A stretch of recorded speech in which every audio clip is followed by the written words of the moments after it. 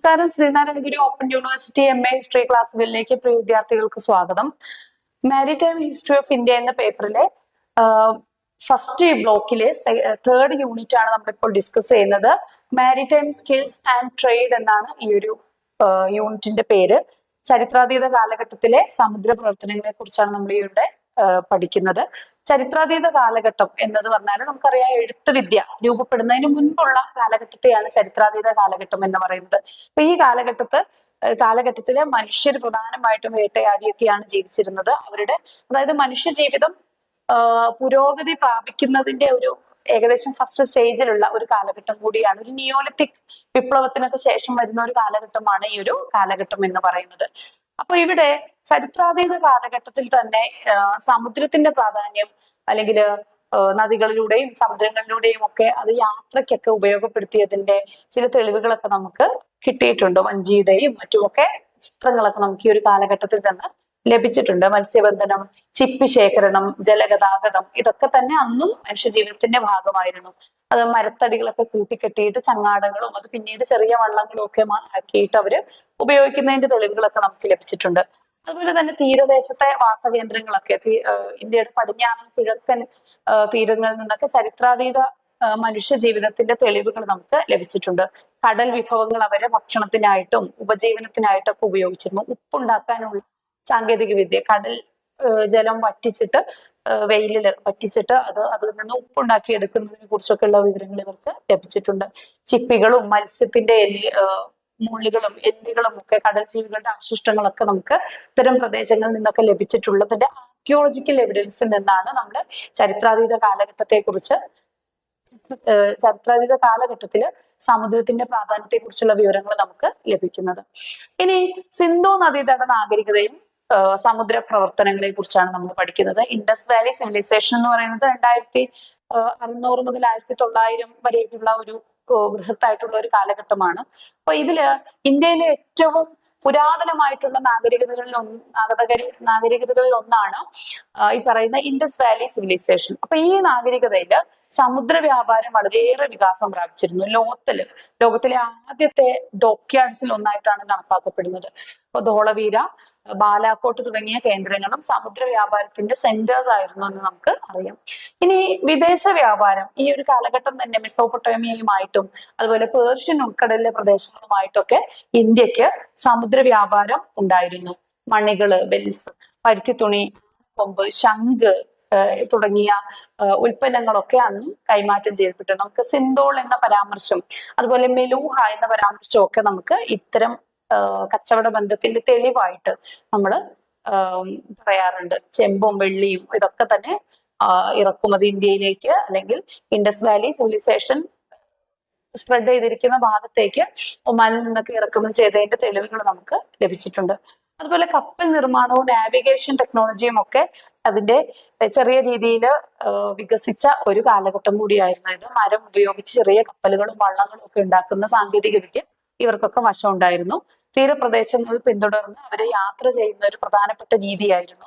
അതുപോലെ നക്ഷത്രങ്ങള്, സൂര്യൻ, കാറ്റിന്റെ ദിശ, ഇതൊക്കെ ഉപയോഗപ്പെടുത്തിക്കൊണ്ട് അവർ യാത്രകൾ ചെയ്തിട്ടുണ്ട്.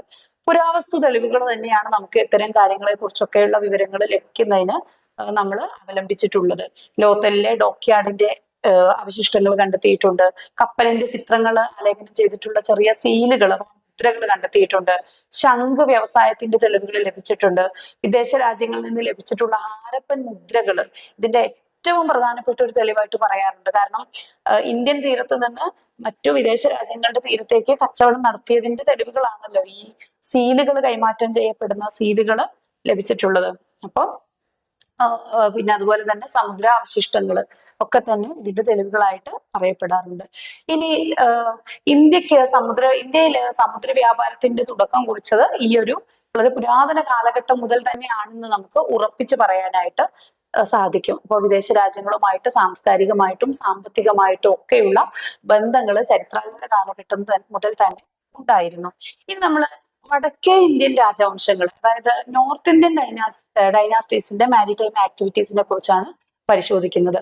പുരാതന ഇന്ത്യയിലെ വടക്കേ ഇന്ത്യൻ രാജവംശങ്ങള് കര സാമ്രാജ്യത്തിന്റെ അതുപോലെ വികസനത്തിനൊപ്പം തന്നെ സമുദ്രത്തിനും സമുദ്ര യാത്രകൾക്കും സമുദ്രത്തിൽ ഒരു ആധിപത്യം സ്ഥാപിക്കുന്നതിനൊക്കെ തന്നെ പ്രാധാന്യം കൊടുത്തിരുന്നു. അപ്പൊ ഇന്ത്യയുടെ കിഴക്ക് പടിഞ്ഞാറൻ തീരങ്ങളില് തുറമുഖങ്ങളിലൂടെ അവര് വിദേശ രാജ്യങ്ങളുമായിട്ട് വ്യാപാര ബന്ധം സ്ഥാപിക്കുകയും അതുപോലെ സാമ്പത്തികവും സാംസ്കാരികവുമായിട്ടുള്ള പുരോഗതിക്ക് ഇത് വഴിവെക്കുകയൊക്കെ ചെയ്തിട്ടുണ്ട്. നമുക്ക് ക്രിസ്തുവർഷം 321 മുതൽ 185 വരെ ഭരിച്ചിരുന്ന മൗര്യ എംപയറിനെ കുറിച്ചാണ് നമ്മൾ ഡിസ്കസ് ചെയ്യുന്നത്. ചന്ദ്രഗുപ്ത മൗര്യൻ സ്ഥാപിച്ചിട്ടുള്ള ഈ ഒരു സാമ്രാജ്യം ഇന്ത്യയിലെ ആദ്യത്തെ ഒരു വലിയ രാഷ്ട്രീയ ഏകീകൃത ശക്തിയായിട്ടാണ് പറയപ്പെടുന്നത് മൗര്യ ഡൈനാസ്റ്റിയെ. അശോകന്റെ കാലത്താണ് സമുദ്ര വ്യാപാരം ഇവിടെ കൂടുതൽ വികസിതമാകുന്നത്. പ്രത്യേകം ശ്രദ്ധിക്കുക, നമ്മളിവിടെ മൗര്യ സാമ്രാജ്യത്തെ കുറിച്ചും മൗര്യ സാമ്രാജ്യത്തിന്റെ പ്രാധാന്യത്തെ കുറിച്ചല്ല നമ്മൾ പഠിക്കുന്നത്, മറിച്ച് ഈ സമുദ്ര വ്യാപാരം മൗര്യന്മാരുടെ കാലഘട്ടത്തിൽ എങ്ങനെയായിരുന്നു എന്നുള്ളതാണ്. അതുകൊണ്ടാണ് അതിന്റെ ഡീറ്റെയിൽസ് ചക്രവർത്തിമാരുടെ പരമ്പരയെ കുറിച്ചും ജീനിയോളജിയെ കുറിച്ചൊന്നും നമ്മൾ ഡിസ്കസ് ചെയ്യാത്തത് അതുകൊണ്ട് തന്നെയാണ്. അപ്പൊ നമ്മളിവിടെ ഈ കാലഘട്ടത്തിൽ ഉണ്ടായിട്ടുള്ള സമുദ്ര ഗതാഗതത്തിന്റെയും സമുദ്ര വ്യാപാരത്തിന്റെയും ഒക്കെ പ്രാധാന്യം മാത്രമാണ് ഡിസ്കസ് ചെയ്യുന്നതെന്ന് ഓർത്തിരിക്കുക. അപ്പൊ അശോകന്റെ കാലഘട്ടത്തില് ആണ് സമുദ്ര വ്യാപാരം കൂടുതൽ വികസിച്ചിട്ടുള്ളത്. അശോകന്റെ കാലഘട്ടത്തില് ബുദ്ധ സംഘങ്ങള് സമുദ്രമാർഗം പല പ്രദേശങ്ങളിലും ബുദ്ധമതം പ്രചരിപ്പിക്കുന്നതിനായിട്ട് യാത്ര നടത്തുകയൊക്കെ ഉണ്ടായിട്ടുണ്ട്. അശോകന്റെ പുത്രനും പുത്രിയും സംഘമിത്രയും മഹേന്ദ്രനും ബുദ്ധസംഘങ്ങളോടൊപ്പം സിലോണിലേക്കൊക്കെ ശ്രീലങ്കയിലേക്കൊക്കെ മത പ്രചാരണത്തിനായിട്ട് പോയിട്ടുണ്ടെന്നൊക്കെ നമ്മൾ വായിച്ചിട്ടുണ്ട്. ഇത് അർത്ഥശാസ്ത്രത്തിലൊക്കെ തന്നെ തുറമുഖങ്ങളുടെ ഭരണത്തിന് വേണ്ടിയിട്ട് പ്രത്യേകമായിട്ട് ഉദ്യോഗസ്ഥരെ നിയമിച്ചിരുന്നതായിട്ടൊക്കെ നമുക്ക് തെളിവുകള് ലഭിച്ചിട്ടുണ്ട്. അതുപോലെ തന്നെ താമ്രലിപ്ത എന്ന ഒരു തുറമുഖത്തെ കുറിച്ച് ഇവിടെ എന്താണ് പരാമർശമുണ്ട്. അപ്പൊ താമ്രലിപ്ത തുറമുഖം അക്കാലത്ത് പ്രധാനപ്പെട്ട ഒരു തുറമുഖമായിരുന്നു. ശ്രീലങ്ക അതുപോലെ തെക്ക് കിഴക്കൻ ഏഷ്യ എന്നിവിടങ്ങളിലേക്കൊക്കെ തന്നെ ബുദ്ധമത പ്രചാരണത്തിനായിട്ട് യാത്രകൾ നടത്തിയിരുന്നു എന്നതിനൊക്കെ നമുക്ക് വ്യക്തമായിട്ടുള്ള തെളിവുകളുണ്ട്. ശരി, ഇനി നമ്മൾ നോക്കുന്നത് ഗുപ്ത എംപയറിന്റെ കാര്യങ്ങളെ കുറിച്ചാണ്. അതായത് ഗുപ്ത എംപയർ എന്ന് പറയുമ്പോൾ 320 മുതൽ 550 വരെയുള്ള ദീർഘമായ ഒരു കാലഘട്ടത്തില് നിലനിന്നിരുന്ന ഒരു രാജവംശമായിരുന്നു. അപ്പൊ ഗുപ്തകാല ഇന്ത്യയുടെ സുവർണ കാലഘട്ടം എന്നാണ് അറിയപ്പെടുന്നത്.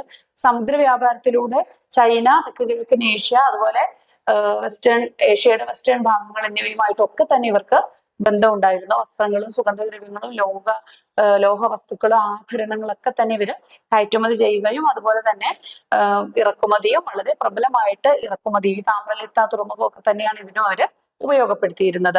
ഇനി കുഷാണ എംപയർ കനിഷ്കന്റെ കാലത്ത്, കുഷാണന്മാരിൽ ഏറ്റവും പ്രമുഖനായിട്ടുള്ള ചക്രവർത്തിയാണല്ലോ കനിഷ്കൻ.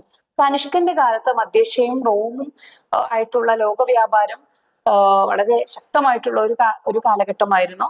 കരമാർഗ വ്യാപാരമാണ് ഏറ്റവും പ്രധാനമെങ്കിൽ പോലും സമുദ്ര വ്യാപാരവും ഈ കാലഘട്ടത്തിൽ തന്നെ പ്രോത്സാഹിപ്പിക്കപ്പെട്ടിരുന്നു.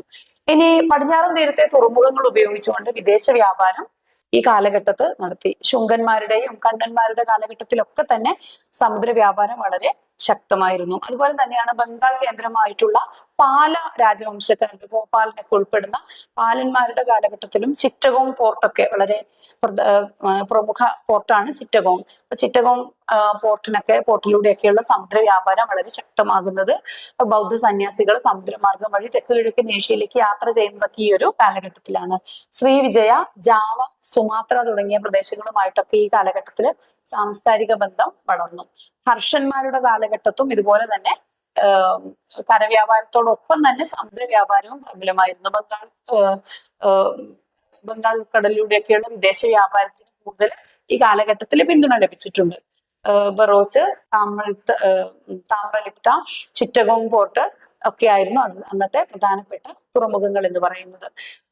നമ്മൾ നേരത്തെ പറഞ്ഞ ഉൽപ്പന്നങ്ങൾ, അതായത് സുഗന്ധവ്യഞ്ജനങ്ങളോ, പരുത്തി, പട്ട്, ആനക്കൊമ്പ്, മുത്ത്, മറ്റു വിലപിടിപ്പുള്ള കല്ലുകള്, ലോഹനിർമ്മിത വസ്തുക്കള്, സ്വർണം, വെള്ളി ഇതൊക്കെ ഇറക്കുമതിയും ചെയ്തിട്ടുണ്ട്. കുതിരകള്, ഗ്ലാസ് പാത്രങ്ങള്, വീഞ്ഞ് ഇതെല്ലാം ഇറക്കുമതിയും ചെയ്തിട്ടുണ്ട്. ഈ ഉൽപ്പന്നങ്ങളൊക്കെ ഏകദേശം നിങ്ങൾ ഏത് ഭാഗത്ത് പറയുകയാണെങ്കിലും കോമൺ ആയിരിക്കും. ഇപ്പൊ നിങ്ങളൊരു പരീക്ഷയ്ക്ക് ഉള്ള ഒരു ടെക്നിക്ക് എന്ന രീതിയിൽ ഈ പ്രോഡക്ട്സിനെ കോമൺ ആയി പഠിച്ചു വെച്ചാൽ മതി. അത് എല്ലായിടത്തും ഈ തരം ഉൽപ്പന്നങ്ങൾ തന്നെയാണ് കയറ്റുമതിയും ഇറക്കുമതിയും ഉണ്ടായിരുന്നത്. ഇനി വടക്കേ ഇന്ത്യയിൽ ഉള്ളതുപോലെ തന്നെ തെക്കേ ഇന്ത്യയിലും ഈ സമുദ്ര വ്യാപാരം വളരെ ശക്തമായിരുന്നു. തെക്കേ ഇന്ത്യയിലാണ് ഏറ്റവും കൂടുതൽ കടൽ ഉള്ളത്, അല്ലെങ്കിൽ തീരപ്രദേശം ഉള്ളത്, അല്ലെ? അപ്പൊ വടക്കേ ഇന്ത്യയെക്കാളേറെ സമുദ്ര വ്യാപാരത്തിന്റെ കാര്യത്തിൽ പുലികൾ അത് തന്നെയായിരിക്കും, തെക്കേ ഇന്ത്യ തന്നെയായിരിക്കും. അപ്പോ ചേര, ചോള, പാണ്ഡ്യ, പല്ലവ വംശങ്ങളൊക്കെ തന്നെ ഈ സമുദ്ര വ്യാപാരത്തിൽ വലിയ നിർണായകമായിട്ടുള്ള പങ്ക് വഹിച്ചിട്ടുണ്ട്. നമ്മൾ ആദ്യമായിട്ട് ചേര ഡൈനാസ്റ്റിയെ കുറിച്ച് നോക്കാം. സമുദ്ര വ്യാപാരത്തിന്റെ പ്രധാനപ്പെട്ട കേന്ദ്രം തന്നെയായിരുന്നു ചേരന്മാരുടെ രാജ്യം. കേരളം ഭരിച്ചിരുന്നത് ചേരന്മാരായിരുന്നല്ലോ. അപ്പൊ സുഗന്ധവ്യഞ്ജനം കേരളത്തിൽ വളരെ പേര് കേട്ട സുഗന്ധ വ്യഞ്ജന കലവറ എന്നൊക്കെ അറിയപ്പെടുന്ന കേരളം, ചേരന്മാരുടെ അളം എന്ന അർത്ഥത്തിൽ ചേരളമാണ് പിന്നീട് കേരളം എന്നൊക്കെ പറയുന്നതെന്ന് നമുക്ക് ഭാഷാപരമായിട്ട് കേരളത്തിന്റെ പേര് ഉൽപ്പത്തിയെ കുറിച്ച് പറയാറുണ്ട്. അപ്പൊ കേരളത്തില് വിദേശ രാജ്യങ്ങൾക്ക് കൃത്യമായിട്ട് കച്ചവട ബന്ധം ഉണ്ടായിരുന്നു. കുരുമുളകും ഏലവും കറുവപ്പട്ടയും ഇതൊക്കെ ലോക വിപണിയിൽ വലിയ പ്രാധാന്യമുള്ള ഉൽപ്പന്നങ്ങളായിരുന്നു. മുസിരിസ് അഥവാ മുജിരി എന്നറിയപ്പെടുന്ന കൊടുങ്ങല്ലൂരായിരുന്നു പ്രധാനപ്പെട്ട തുറമുഖം. അതുപോലെ റോമക്കാരും അറബികളും ഈജിപ്ഷ്യന്മാരും ഒക്കെ ആയിട്ട് ശക്തമായിട്ടുള്ള വ്യാപാര ബന്ധങ്ങൾ ഈ കാലഘട്ടത്തിൽ നിലനിന്നിട്ടുണ്ട്. റോമൻ നാണയങ്ങളുടെ ഒരു വലിയ ശേഖരം തന്നെ പട്ടണം എക്സ്കവേഷന്റെ സമയത്തൊക്കെ നമുക്ക് ഈ കൊടുങ്ങല്ലൂരിൽ നിന്ന് ശേഖരിക്കപ്പെട്ടിട്ടുണ്ട്. അപ്പോൾ പ്രധാനപ്പെട്ട ഒരു കേന്ദ്രം തന്നെയായിരുന്നു ചേരന്മാരുടെ സാമ്രാജ്യം എന്ന് പറയുന്നത്. ഇനി മറ്റൊന്നാണ് ചോള ഡൈനാസ്റ്റി. ചോള ഡൈനാസ്റ്റി ഇന്ത്യയിലെ ശക്തമായിട്ടുള്ള ഒരു സൗത്ത് ഇന്ത്യൻ ഡൈനാസ്റ്റിയാണ് ചോള ഡൈനാസ്റ്റി. ചോളന്മാർ ഇന്ത്യയിലെ ഏറ്റവും വലിയ നാവികസേന രൂപീകരിച്ചിട്ടുള്ള ഒരു നേവൽ ഫോഴ്സ് തന്നെയായിരുന്നു ചോളന്മാർ എന്ന് പറയുന്നത്. രാജരാജ ചോളനും രാജരാജ ഫസ്റ്റ് അതുപോലെ രാജേന്ദ്ര ചോളൻ ഇവരൊക്കെ തന്നെ വലിയ നാവിക ശക്തിയായിരുന്നു. നമുക്കറിയാം കടൽ പിറകോട്ടിയ ചെങ്കുട്ടുവൻ എന്ന പേരൊക്കെ ഒരു ബിരുദങ്ങളൊക്കെ അവര് സ്വീകരിച്ചിട്ടുണ്ട്. അപ്പൊ കടലിലും വളരെ പ്രബലനാണ് എന്ന അർത്ഥത്തിലാണ് ഇത്തരം ബിരുദങ്ങളൊക്കെ അവർക്ക് നൽകുന്നത്. ശ്രീലങ്ക, മാൽദീവ്സ് അതുപോലെ തെക്ക് കിഴക്കൻ ഏഷ്യ ഇവിടങ്ങളിലേക്കൊക്കെ തന്നെ നാവിക യാത്രകളും സൈനിക ദൗത്യങ്ങളൊക്കെ ചോളന്മാര് സംഘടിപ്പിച്ചിട്ടുണ്ട്. ഇനി ഈ കാലഘട്ടത്തിലെ പ്രധാനപ്പെട്ട തുറമുഖം എന്ന് പറയുന്നത് കാവേരി പൂമ്പട്ടണവും നാഗപട്ടണവുമായിരുന്നു. China, Sri Lanka, Malaysia, Indonesia, Thailand തുടങ്ങിയ രാജ്യങ്ങളുമായിട്ടൊക്കെ ചോളന്മാർക്ക് സമുദ്രബന്ധങ്ങള്, കച്ചവട ബന്ധങ്ങളൊക്കെ ഉണ്ടായിരുന്നു. ഇനി പാണ്ഡ്യന്മാരുടെ കാര്യമാണ് നമ്മൾ അടുത്തായിട്ട് ഡിസ്കസ് ചെയ്യുന്നത്. മുത്തുവ്യാപാരത്തിന്റെ പ്രധാനപ്പെട്ട കേന്ദ്രമായിരുന്നു പാണ്ഡ്യ രാജവംശം. മുത്തു വിളയുന്ന നാട് എന്നാണ് പാണ്ഡ്യ രാജവംശം തന്നെ പാണ്ഡ്യന്മാരുടെ രാജ്യം തന്നെ അറിയപ്പെട്ടിരുന്നത്. കോർഗയായിരുന്നു അന്നത്തെ പ്രധാനപ്പെട്ട തുറമുഖം എന്ന് പറയുന്നത്. റോമൻ സാമ്രാജ്യവുമായിട്ടും അതുപോലെ അറബ് വ്യാപാരികളുമായിട്ടൊക്കെ ഈ ഒരു കാലഘട്ടത്തിൽ ബന്ധം നിലനിന്നിട്ടുണ്ട്. അപ്പോൾ ഇത്രയാണ് നമുക്ക് ഈ ഒരു ഭാഗത്ത് ഡിസ്കസ് ചെയ്യാനുള്ളത്. ഇവിടെ നമ്മൾ പഠിച്ചിട്ടുള്ളത് എന്താണ്, ഇന്ത്യയിലെ മാരിടൈം ബന്ധത്തിന്റെ ഒരു പ്രാധാന്യം, അത് വടക്കേ ഇന്ത്യൻ രാജ്യങ്ങളിൽ എങ്ങനെയായിരുന്നു, തെക്കേ ഇന്ത്യയിൽ എങ്ങനെയായിരുന്നു, ഇത്രയും കാര്യങ്ങളാണ് നമ്മളിവിടെ ഡിസ്കസ് ചെയ്തത്. Thank you.